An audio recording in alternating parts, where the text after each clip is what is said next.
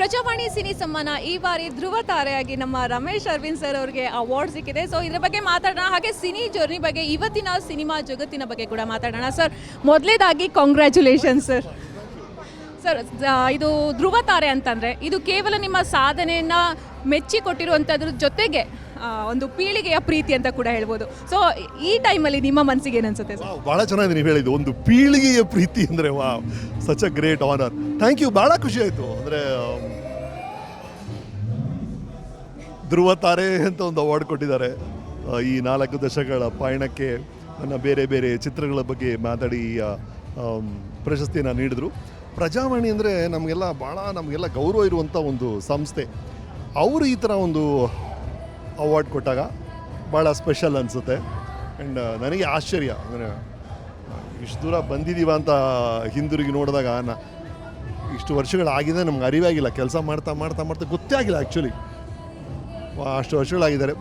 I think ಎಲ್ಲ audience ಅಷ್ಟೇ, ಅವರು ನಮ್ಮ ಜೊತೆಗಿದ್ದರು, ಅವ್ರು ಬೆರಳ್ಕೊಂಡು ಕರ್ಕೊಂಡು ಹೋಗ್ತಿದ್ದಾರೆ. That's the truth. ನಾನು ಆವಾಗಲೇ ಹೇಳಿದೆ ಪೀಳಿಗೆ ಪ್ರೀತಿ ಅಂತ, ಬಿಕಾಸ್ ನಿಮ್ಮನ್ನು ತುಂಬ 4 ದಶಕಗಳಿಂದ ನಾವೆಲ್ಲರೂ ಕೂಡ ಎಲ್ಲ ಜನ್ರೇಷನ್ ಅವರು ನೋಡ್ಕೊಂಡು ಬಂದಿದ್ದಾರೆ. ಸೊ ನಿಮ್ಮನ್ನು ಈ ಒಂದು ನೆಲದಲ್ಲಿ ಗಟ್ಟಿಯಾಗಿ ಉಳ್ಕೋಬೇಕು ಅಂತ ಮಾಡಿದಂತಹ ಒಂದು ಶಕ್ತಿ ಯಾವುದು ಸರ್? ಅದೆಲ್ಲ ಒಂದು ವಿಸ್ಮಯ ರೀ ಅದು. ನೀವು ಅನಾಲಿಟಿಕ್ ಮಾಡಿ ಅನಲೈಸ್ ಮಾಡೋಕ್ಕೆ ಹೋದ್ರೆ ಅದು ಹೇಗಾಯಿತು, ಯಾಕೆ ನನ್ನ ಮೇಲೆ ಇಷ್ಟೊಂದು ಪ್ರೀತಿ ತೋರಿಸಿದ್ರು ನನಗಂತೂ ಅರ್ಥನೇ ಆಗ್ತಿಲ್ಲ. ಬಟ್ ಆ ಪ್ರೀತಿಗೆ ಚಿರಋಣಿ. ನಾನು ಅದನ್ನೇ ಹೇಳ್ತೇನಲ್ಲ, ನನ್ನ ಈ ಏನೇ ನಿಮಗೆ ಈ ಎಲ್ಲ ಕೀರ್ತಿನೂ ಅವರು ಸಲ್ಲಬೇಕಷ್ಟೆ. ಯಾಕಂದರೆ ಅವರು ಜೊತೆಗಿರಲಿಲ್ಲ ಅಂದರೆ ಯಾವುದೋ ಒಂದು ಕಾರಣಕ್ಕೆ, ಅಂದರೆ ನಿಮ್ಮ ಪ್ರತಿಭೆ, ನೀವು ನೋಡೋಕ್ಕೆ ಹೇಗಿದ್ದೀರಾ, ನೀವು ಮಾಡಿದ ಚಿತ್ರಗಳು, ನಿಮ್ಮ ಲಕ್ಕು, ಅದೆಲ್ಲ ಬಿಡಿ. ಅದೆಲ್ಲದ್ರ ಜೊತೆ ಆಡಿಯನ್ಸ್ ನಿಮ್ಮ ಜೊತೆ ಇರಬೇಕು. ಎಲ್ಲ ಇದು ಆಡಿಯನ್ಸ್ ನಿಮ್ಮ ಜೊತೆ ಇಲ್ಲ ಅಂದರೆ ನೀವು ಹೇಗೆ 2 ಶುಕ್ರವಾರ ಇರೋಕ್ಕಾಗಲ್ಲ ನೀವು. ಸೊ ಇವ್ರು ಸತತವಾಗಿ ನನ್ನ ಜೊತೆ ಇದ್ದಾರೆ ಯಾವುದೋ ಕಾರಣಕ್ಕೆ. ಹಾಗಾಗಿ thank you for the love ಅಷ್ಟೇ.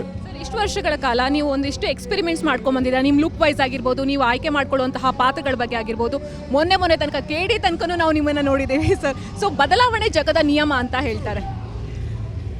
ಬದಲಾವಣೆ ಜಗತ್ತಿನ ನಿಯಮ, ನೀವು ಬದಲಾಗಬೇಕು, ಅದು ಕೂಡ ನಿಯಮನೇ. ನೀವು ಬದಲಾಗಲ್ಲ ಅಂತ ಆಟ ಹಿಡಿದಾಗ ಭಾಳ ಕಷ್ಟ ಆಗಿಬಿಡುತ್ತೆ, ಸರ್ವೈವ್ ಆಗೋದೇ ಕಷ್ಟ ಆಗಿಬಿಡುತ್ತೆ. ಸೊ ಎಲ್ಲವೂ ಬದಲಾಗುತ್ತೆ. ಅದು ಡಿಫಾಲ್ಟ್. ಅದನ್ನು ಎಂದು ಹೊಂದ್ಕೊಂಡು ಹೋಗ್ತೀರಿ ಆ ಹೊಸ ಜನ್ರೇಷನ್ಗೆ ಅಥವಾ ಹೊಸ ಪ್ರಯೋಗಗಳಿಗೆ. ಒಂದು ಹೊಸ ಪ್ಲ್ಯಾಟ್ಫಾರ್ಮ್ ಬಂತು. ನಾವು ಚಿಕ್ಕವರಾಗಿದ್ದ ಒಂದು ಮೂರು ಸ್ಕ್ರೀನ್ ಗೊತ್ತಿದ್ದು ನನಗಷ್ಟೇ, ಶಾಂತಿ, ಉಮಾ, ನಂದ. ಈಗ 1 ಬಿಲಿಯನ್ ಸ್ಕ್ರೀನ್ಸ್ ಇದೆ, ಪ್ರತಿಯೊಬ್ಬರ ಕೈಯಲ್ಲೂ ಒಂದು ಸ್ಕ್ರೀನ್ ಇದೆ. ಅಷ್ಟು ಸ್ಕ್ರೀನ್ಸ್ ಬಂದಾಗ ಆ ದೊಡ್ಡ ಪರದೆ, ಸಣ್ಣ ಪರದೆ, ನಿಮ್ಮ ಹಸ್ತದಲ್ಲಿರೋ ಪರದೆ, ಎಲ್ಲದಕ್ಕೂ ನಾವು ರೀಚ್ ಆಗಬೇಕು. ಹಾಗೆ ಬದಲಾಯಿಸ್ಕೊಂಡು ಹೋಗ್ತಾ ಇರಬೇಕಷ್ಟೇ. ಆಪ್ಷನ್ಸ್ ಜಾಸ್ತಿ ಆಗುತ್ತೆ ಸರ್ ಜನಗಳಿಗೆ. ಮುಂಚೆಗಿದ್ರೆ ಥಿಯೇಟರ್ ವೈಸ್ ಅಂದರೆ ನಾರ್ಮಲ್ ಎಲ್ಲ ಥಿಯೇಟರ್ಗೂ ಜನ ಬರ್ತಾಯಿದ್ರು. ಈಗ OTT ಬಂದಿದೆ, OTT ಪ್ಲ್ಯಾಟ್ಫಾರ್ಮ್ ಬಂದಿದೆ, ಮತ್ತು ಮೈಕ್ರೋ ಸೀರೀಸ್ ಅಂತ ಮಾಡ್ತಾರೆ. ಸೊ ಇದೆಲ್ಲವನ್ನು ನೋಡ್ತಾ ಹೋದರೆ ಎಲ್ಲೋ ಒಂದು ಕಡೆ ಸಿನಿಮಾ ಇಂಡಸ್ಟ್ರಿಗೆ ಇದರಿಂದ ಏನಾದರೂ ಹೊಡ್ತಾ ಸಿಗುತ್ತೆ ಮುಂದಿನ ದಿನಗಳಲ್ಲಿ. ಅದನ್ನು ಬಚಾವ್ ಮಾಡ್ಕೋಬೇಕಂದ್ರೆ ಏನು ಮಾಡ್ಬೋದು ಫಿಲ್ಮ್ ಮೇಕರ್ಸ್ ಅನ್ಸುತ್ತೆ? ಎಲ್ಲ ನಾಳೆ ಏನಾಗುತ್ತೆ ಆ ಭವಿಷ್ಯ ಯಾರು ಹೇಳೋಕ್ಕಾಗಲ್ಲ, ಅದೇ ಸತ್ಯ. ಬಟ್ ಏನಾದರೂ ಸರಿ, ನಾವಿರ್ತೀವಿ, ಜೊತೆಗೆ ಏನೋ ಒಂದು ಮಾಡ್ತೀವಿ ಅಂತ ಒಂದು ಡಿಸೈಡ್ ಮಾಡಿಕೊಂಡು ಅದಕ್ಕೆ ಹೊಂದ್ಕೊಂಡು ಹೋಗ್ಬೇಕಷ್ಟೇ. ನೀವು ಹಳೆ ರೂಲ್ಸನ್ನೇ ನಾವು ಎಲ್ಲ ಬದಲಾಗ್ತಿರ್ಬೇಕಾದ್ರೆ ಆ ನಿರೀಕ್ಷೆನೇ ಇಟ್ಕೋಬಾರ್ದು. ಫಸ್ಟ್ ಆಫ್ ಆಲ್ ಆ ನಿರೀಕ್ಷೆನೇ ತಪ್ಪಾಗುತ್ತೆ. ಎಲ್ಲ ಬದಲಾಗ್ಬಿಟ್ಟು ಹೆಂಗಿರುತ್ತದೋ ಆ ಕಾಲ ಬೇರೆ, ಆ ಕಾಲಕ್ಕೆ ತಗೊಂಡು ಕುಣಿಬೇಕಷ್ಟೇ. ಅಣ್ಣವ್ರು ಹೇಳಿದ್ರಲ್ಲ ಆ ಥರ. ಸೊ ಇಟ್ಸ್ ಅಬೌಟ್ ಎಷ್ಟು ಕ್ವಿಕ್ಕಾಗಿ ಅದಕ್ಕೆ ಹೊಂದ್ಕೊಂಡು ಹೋಗ್ತೀರಿ. ಏನೇ ಹೊಸದು ಬಂದರೂ ಆ ಹೊಸ ಪ್ಲ್ಯಾಟ್ಫಾರ್ಮಲ್ಲಿ ಅಥವಾ ಹೊಸ ಫಾರ್ಮ್ಯಾಟಲ್ಲಿ ಸಿನಿಮಾ ಹೆಂಗಿರೋದೋ ಗೊತ್ತಿಲ್ಲ ನಮಗೆ. ನಾಳಿದ್ದು ಒಂದು ವರ್ಷದಲ್ಲಿ ಎಲ್ಲ ಬಂದಮೇಲೆ ಅದು ಹೆಂಗಿದ್ರು ಸರಿ, ನಿಮ್ಮ ಕಂಟೆಂಟ್ ಕ್ರಿಯೇಷನ್ ಇದೆಯಲ್ಲ, ನೀವು ಕ್ರಿಯೇಟ್ ಮಾಡುವಂಥ ವಿಷಯಗಳು ಅದು ಹೊಂದ್ಕೊಂಡು ಟ್ರೈ ಮಾಡ್ತಿರ್ಬೇಕಷ್ಟೆ. ಟ್ರೈ ಮಾಡೋದಷ್ಟೇ, ಪ್ರಯತ್ನ ಪಡೋದು. ಕೊನೆಗೆ ಜನ ಹೇಳ್ತಾರೆ ಬೇಕಾ ಬೇಡ ಅಂತ. ಸರ್, ನಮ್ಮ ಇಂಡಸ್ಟ್ರಿಯಲ್ಲಿ 2 ಕ್ವೆಶನ್ನು ಇಬ್ಬರಿಗೆ ಯಾವಾಗಲೂ ಕೇಳೋತಕ್ಕ. ಒಂದು, ಶಿವಣ್ಣಗೆ ನೀವು ಯಾಕೆ ಇಷ್ಟು ಎನರ್ಜೆಟಿಕ್ ಇದ್ದೀರಿ, ಏನು ಕಾರಣ ಅಂತ. ಇನ್ನೊಂದು, ನೀವು ಇಷ್ಟು ಸ್ಫುರದ್ರೂಪಿ, ಇನ್ನೂ ತನಕ ನಿಮ್ಮ ಬ್ಯೂಟಿ ಹಾಗೆ ಕಂಟಿನ್ಯೂ ಆಗ್ತಾ ಇದೆ ಅಂತ ಹೇಳ್ತಾರೆ. ಸೊ ಶಿವಣ್ಣನ ಕೇಳಿದಾಗ ಶಿವಣ್ಣ ಅವ್ರ ಥರ ಉತ್ತರ ಕೊಡ್ತಾರೆ. ಸೊ ನಿಮ್ಮನ್ನು ಕೇಳಿದಾಗ ನೀವು ಯಾವ ಥರ ಬರೋದು? ಇಲ್ಲ, ನಾನು ಹೇಳ್ತಿರೋದ್ರೆ ನಂದು ಏನಿದೆ ಇದರಲ್ಲಿ, ನಮ್ಮ ಅಪ್ಪ ಅಮ್ಮ ಜೆನೆಟಿಕ್ಸ್ ಅದು. ಹಾಗಾಗಿ ನಮ್ದು ಏನಿಲ್ಲ.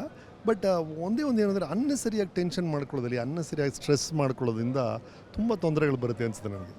ಅನವಶ್ಯಕವಾಗಿ ಟೆನ್ಷನ್ ಮಾಡ್ಕೋಬೇಡಿ, ಅನವಶ್ಯಕವಾಗಿ ಬೇಡದೇ ಇರೋ ವಿಷಯ ತರ ಮೂಗಾಕಿ ಸ್ಟ್ರೆಸ್ ಮಾಡ್ಕೋಬೇಡಿ. ನೀವು ಉಂಟು, ನಿಮ್ಮ ಕೆಲಸ ಉಂಟು, ನಿಮ್ಮ ಫ್ಯಾಮಿಲಿ ಉಂಟು, ತಿದ್ದುಬಿಟ್ರೆ ಎಲ್ಲ ಈಸಿ, ಸ್ಟ್ರೆಸ್ ಕಮ್ಮಿ ಇರುತ್ತೆ. ಸೊ ಇವತ್ತಿನ ಜನ್ರೇಷನ್ಗೆ ಒಂದು ಸಕ್ಸಸ್ಸು ಮತ್ತು ಫೇಲ್ಯೂರ್ನ ಯಾವ ಥರ ಅವ್ರು ಅಕ್ಸೆಪ್ಟ್ ಮಾಡ್ಕೋಬೇಕು ಅಂತ ನೀವು ಅವ್ರಿಗೊಂದು ಕಿವಿ ಮಾತು ಹೇಳ್ಬೋದು? ದಯವಿಟ್ಟು ಸಮನಾಗಿ ನೀವು ಸ್ವೀಕರಿಸಲೇಬೇಕು. ಅದು ಸೋಲು ಗೆಲುವು ಅನ್ನೋದು ಕಾಯಿನ್ ಹಿಂಗೆ ಫ್ಲಿಪ್ ಮಾಡ್ದಂಗೆ, ಅದು ಈ ಕಡೆ ತಲೆ ಆ ಕಡೆ ಇರುತ್ತಲ್ಲ. ಈ ಸೋಲಾಗ್ಬೋದು, ಗೆಲುವು ಆಗ್ಬೋದು, ಅದೇ ಚಿತ್ರ. ಹೇಳೋಕ್ಕಾಗಲ್ಲ ಅದು ಹೆಂಗೆ ಬೀಳುತ್ತೋ ಕಾಯಿನ್ನು. ನಿಮ್ಮ ಕೈಯಲ್ಲಿರೋದು ನಮ್ಮ ಭಗವದ್ಗೀತೆಯಲ್ಲಿರೋದು ಮತ್ತು ಅದೇ ಸತ್ಯ. ನಿನ್ನ ಕೆಲಸ ನೀನು ಕರೆಕ್ಟಾಗಿ ಮಾಡಪ್ಪ ಅಷ್ಟೇ. ಡೆಫಿನೆಟಾಗಿ ಫಲ ನಿನ್ನ ಕೈಯಲ್ಲಿಲ್ಲ. ಸಿನಿಮಾದಲ್ಲಂತೂ ನಿನ್ನ ಕೈಯಲ್ಲಿ ಇಲ್ಲವೇ ಇಲ್ಲ. ನೀನು 100% ಶ್ರಮ ಹಾಕೋಕ್ಕಾಗತ್ತಾ? 120% ಹಾಕ್ಬಿಡು ಅಷ್ಟೇ.